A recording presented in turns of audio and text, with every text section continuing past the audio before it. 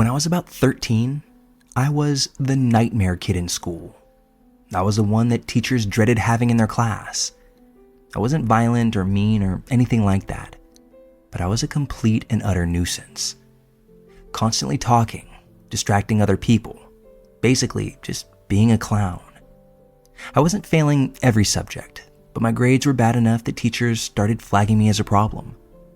I'd already been diagnosed with ADHD, so focus was never exactly my strong suit. But instead of working through it, I just leaned on into being the class clown. Eventually, my teachers had had enough.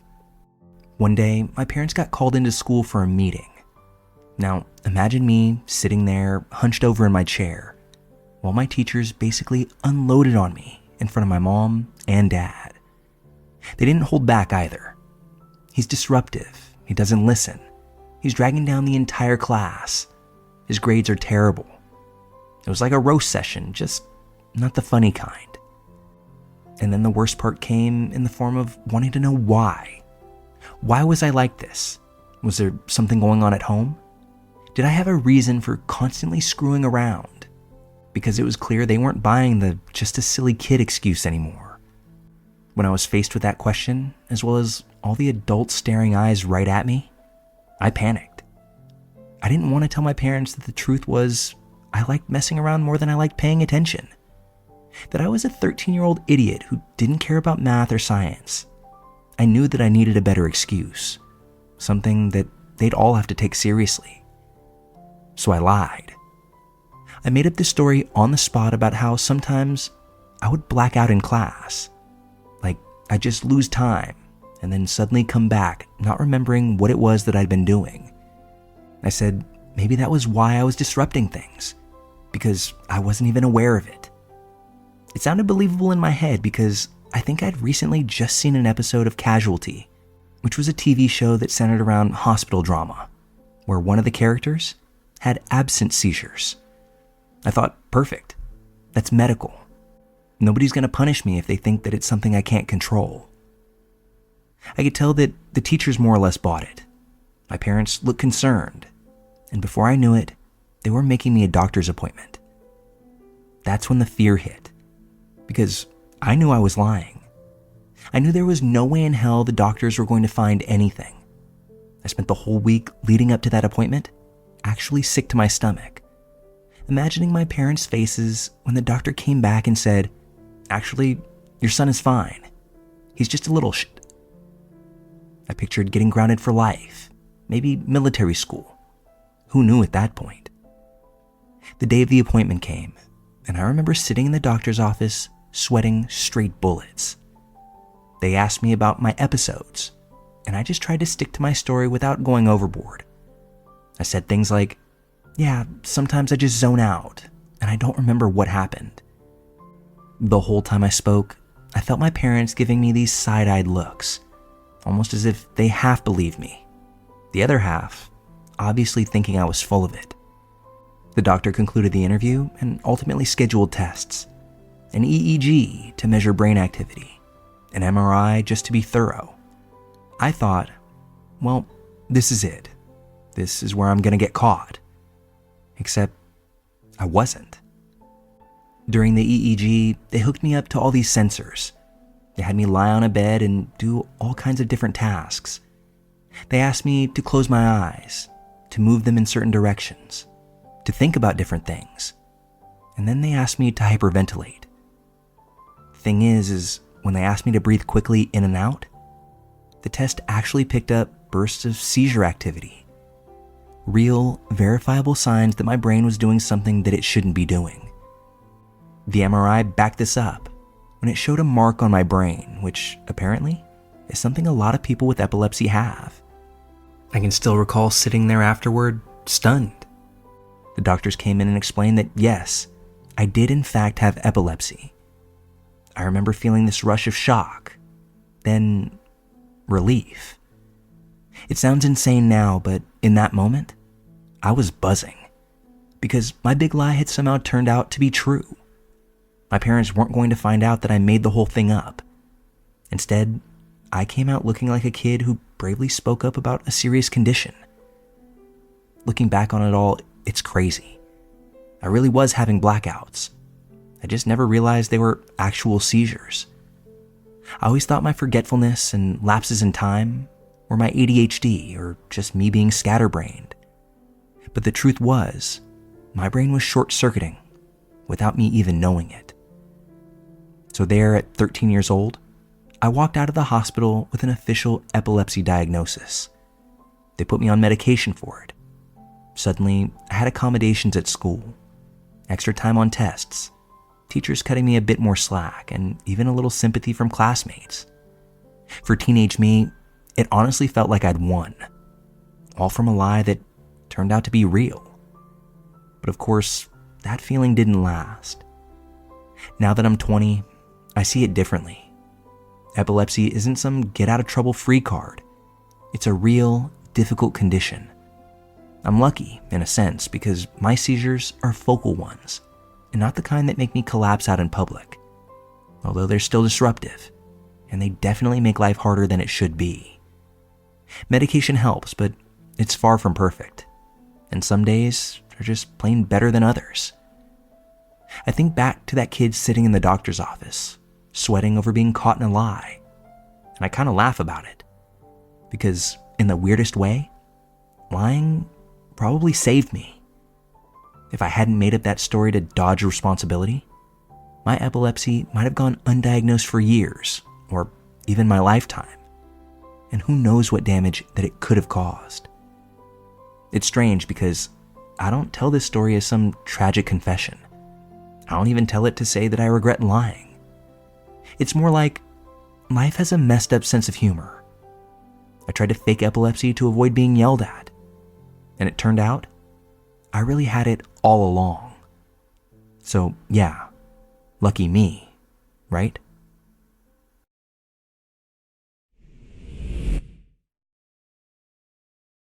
I've never really shared this story before, but it's something that's been with me for years now, and it still weighs on me just about every single day.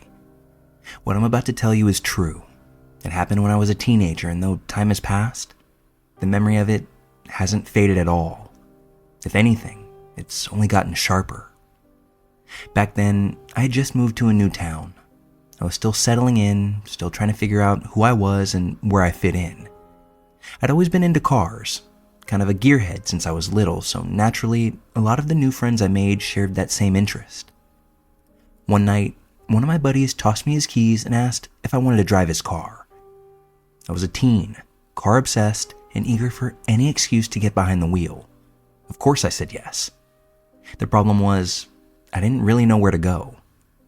I thought for a minute, then decided we could take a lap out toward my family's acreage, which was a few miles outside of town. It felt like a simple plan, just a quick drive out, nothing unusual about it. The road we took was a 2-lane country road, speed limit set at 50. It was pitch black out there, no streetlights, nothing but ditches and tall cornfields stretching off into the distance on either side. I stayed right at the speed limit, careful not to push it. I remember thinking how empty everything felt, the kind of silence where the only sound is the hum of the tires against the pavement. It's actually kind of therapeutic if you're into that type of thing. At one point on this drive, we thought that we saw someone walking along the shoulder of the road. This stood out as strange, because why would anybody be out there in the dark, out in the middle of nowhere? But we pushed that out of our minds and just kept going. A few minutes later, I missed the turnoff to my place. Being new to town, I still didn't have the roads down. We just decided to turn around and head back the way that we came. It was that decision at that very moment that made this entire night start to devolve. We were driving that same stretch of road back, and out of nowhere, the man that we thought we had seen earlier suddenly jumped directly into our lane. I had no time to react. He used the car that I was driving as a means to end his own life. One second the road was empty, and the next, there he was, throwing himself in front of us at 50 miles per hour. The sound, the impact, the way the car lurched, and something burned into my memory. I won't go into graphic detail because it's absolutely devastating. But my friend and I sat there in shock, crying, not even able to process what had just happened. I remember fumbling for words, finally being able to tell my friend to give me his phone so I could call 911. I'll never forget the way the dispatcher's voice sounded when she realized what had happened. "You hit him?" she asked, her tone somewhere between disbelief and urgency. Trying to explain where we were was almost as bad as the accident itself. I was new to the area, I was in shock, and I had no clue what the road was called. I tried describing the businesses that we'd passed, the landmarks that I could see off in the distance, but none of it seemed to help.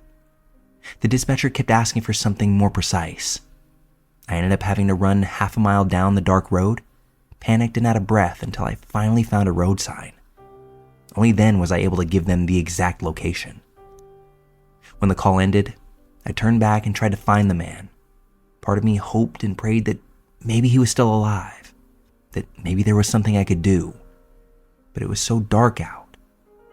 The shattered windshield had cut me up, and I could feel blood dripping down my face and arms as I searched. I couldn't find this man in the fields or along the road, so finally I gave up and just waited for the police to arrive. When they got there, they quickly found him. I'll never forget the moment that they confirmed that he was gone. At that point, the world seemed to tilt sideways on me. I couldn't breathe.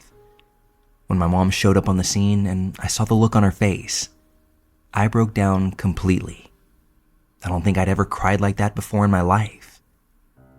The officers put me in the back of the sheriff's car and transported me to the hospital. Standard procedure, they said.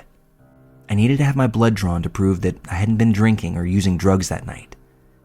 Sitting back there, sirens off, the reality of it all just kept replaying in my head. One moment we were driving along, just two dumb teens out for a ride without a care in the world. And the next, everything changed forever. At the hospital, an officer escorted me to the bathroom. On the way, I passed the waiting room where I saw a bunch of my friends who had come to support me. The sight of them made my chest ache. They all looked so worried, but I couldn't even meet their eyes with my own. Inside the bathroom, I started to undress. As I lowered my pants, a shower of crushed glass spilled out from my clothes, scattering all across the floor. I think that's when it really hit me, just how violent the impact had been, how close I had come to being hurt worse, and how much worse the entire situation could have been. In the end, I was never charged with anything. Toxicology reports showed that the man had been under the influence of meth. The whole thing was ruled a tragic accident, one that was unavoidable. My name never made the news because I was a minor, but in a small town like this, word spreads fast. Everyone knew it was me. Everywhere I went, I could feel people looking at me, whispering.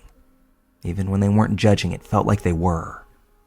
Even now, I still scream in my sleep, and that wakes me up. The accident replays in my dreams over and over. This might sound strange, but bear with me. I've forgiven the man that I hit. I don't hate him. Not anymore, at least. I know that he was struggling with things that I can't even imagine. But the memory of it all, the weight of knowing that I was behind the wheel when someone lost their life, it's never left me. I think about that man's family sometimes. I wonder if they've been able to move on. If they blame me. I hope not, but I wouldn't fault them if they did. Every now and then I catch myself asking the same haunting questions. Could I have done anything differently? Could I have maybe swerved or slowed down faster? Somehow prevented this whole thing from happening? Everyone tells me that it wasn't my fault, that it happened too quickly for anyone to react, but what if I hadn't gone out that night? What if I'd said no when my friend offered me the keys? What if I never even moved to that town in the first place? It's all those what ifs that circle in my head all the time. I've carried this story inside of me for years, and it's haunted me every single day since it's happened.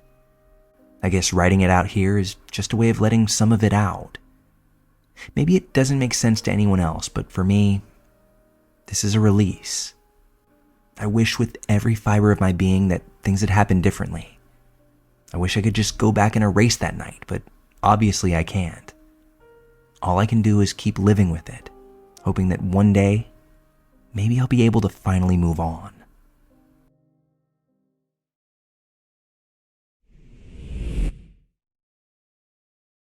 I don't really know how else to put this, so I'm just going to start from the beginning. I'm 22, and for the greater part of a year, I've been feeling my body slowly and steadily betray me. At first, I just brushed it off, put it in the back of my mind, told myself I was just tired or maybe out of shape. But deep down, I knew something was wrong. I've always been active. Golf has been my biggest passion for as long as I can remember. I used to be able to hit drives close to 300 yards. That's up there with some professionals. But now, I'm lucky if I can get the ball 200, maybe 210. At first, it felt like maybe I just lost a step out there on the links. But then I noticed other things. Jogging, which is something that I used to enjoy, became impossible. I fell again and again until it wasn't worth the risk anymore. I kept telling myself I was clumsy or maybe stressed out. But the truth was, my body was starting to go downhill, and fast. About 6 months ago, I went to see a neurologist. I sat there in that little exam room explaining all the ways that I'd been getting weaker. And this doctor barely looked up from his notes. He told me that this was likely from anxiety, that I shouldn't read too much into it. He said I was young, healthy, and just needed to relax a bit. I protested though. Something wasn't right, and I felt it. He finally agreed that if nothing improved in a few months, we could run some tests.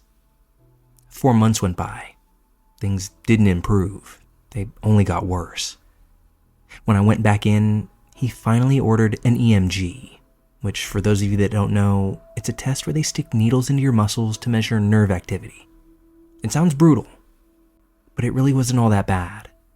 I just wanted the answers. At first, the technician was friendly, chatting casually as she prepped me for the procedure. But the second that first needle went in, just about everything changed. Her smile faded, the way she stared at the screen, and most of all, her silence. It was like all the air got sucked out of that room. And I can tell you that that was the first time that the fear that I had been holding in the back of my head felt real. She sent the results straight to my neurologist. That same day, he ordered more testing. An MRI, another EMG, strength evaluations, basically a full neurological workup. It was all scheduled for the same week, crammed pretty much all together. Like suddenly, there was no time to waste to figure out what was happening. The second EMG was done by my neurologist himself. He barely spoke as he ran through it. He just jotted down notes with a look on his face that tells me this guy has spent some major time in Vegas playing poker. Then he asked me to sit down. I thought I had an idea of what he was going to say before he even opened his mouth. He pretty much jumped right into it. He told me that I had ALS, also known as Lou Gehrig's disease. 3 to 5 years left to live. I don't think words can capture what it feels like to hear something like that at my age. One moment, I'm just some kid trying to figure out life, maybe make plans for the future. The next, you're told you don't really have one. I try to keep a straight face in that office, but inside, everything shattered. It's been about 2 months since that day. On the outside, I still look mostly fine. My faculties are intact. I can talk and I can move around, though not like I used to. But inside, I carry this knowledge with me, like the shadow that just keeps me company everywhere I go. I'm dying, and there's nothing I can do about it. Here's the thing though, to add to all of this, I haven't told a soul. Not my parents, not my siblings, not my old friends who now live hundreds of miles away. Nobody.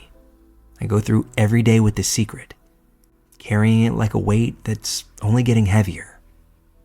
Why? Because I can't stand the thought of becoming a burden to anyone in my life. I don't want to watch people look at me with pity. I don't want my family to waste what time I have left hovering around me crying. treating me like I'm already gone. I know people say support systems are important, but to me, the thought of dragging anyone else through this feels worse than facing it alone. So instead, I've decided to do all I can to just disappear quietly. Let life go on for everyone else, without the anchor of my illness weighing them down. When it happens, and it will happen, it just happens. They'll find out eventually, but they won't have had to sit by my side watching me become a human piece of furniture. That's the part that terrifies me the most, though. Not even the dying, though that one, it still gets to me at times. It's the process of getting there. The knowledge that I'm going to lose control of everything. My arms, my legs, even my ability to swallow. Piece by piece, ALS strips you away until you're still alive, but you're not really living. That's what I can't handle. That's what I don't want my family to see. You know, sometimes at night, I lie awake imagining what the end will feel like. Is it going to be peaceful? Will I even be aware enough to know when it's close? Or will it be slow and suffocating, terrifying every step of the way? These are thoughts that a 22-year-old shouldn't have to wrestle with. At this age, I figure I should be thinking about careers, relationships, where I might want to travel. Instead, my future is a ticking clock, and I can hear every second of every day. The worst part is how normal everything around me still looks. The world just keeps on spinning. People laugh, they go to work, they make plans for next year and the year after that. I walk among these people, pretending that I'm the same when I know that my calendar has an expiration date stamped on it. It's surreal. It's almost like living two lives at once. Sometimes I think about what it would feel like to tell someone, to sit across from a friend and just say, "Hey, I'm dying." Would they cry? Would they tell me to fight? Or would they sit in silence not knowing what to say? Well, the truth is, I'll probably never find out. Instead, I've chosen solitude. And while I'm steadfast with that decision, internally I think that maybe it's selfish. Maybe it's cowardly. But it's the only form of control I feel like I have left. I can't stop this disease. There's no way to buy myself more years, but I can choose not to drag everyone else into it. It's strange. When you're told you have 3 to 5 years, it sounds like it's a lot. But in the span of a lifetime, it's nothing. 3 to 5 years isn't enough to do all the things I thought I'd do. It's not enough to make peace with all the people I've hurt or tell everyone that I love them. It's not enough time to make sense of dying before you even really have lived. But it's all I've got. That's why I made this post. To share this. To leave some kind of trace of what I'm going through, even if nobody in my real life ever hears it from me. I want these words to be documented, so that when I'm gone, maybe someone will read them and understand. I know my body is getting weaker every day. I can feel it in the way my arms tire faster, the way my balance slips, and the way I hesitate before heading up the stairs. It's the little things that remind me I'm already on the path toward the end. But for now, I'm still here, and I'm trying to make peace with the fact that when I go, it's going to be quiet. No goodbyes, no long drawn-out explanations for anyone. Just a disappearance. It's not the ending I would have chosen for myself, but it's the one I have. And I'm hoping that in some strange way, that'll be enough.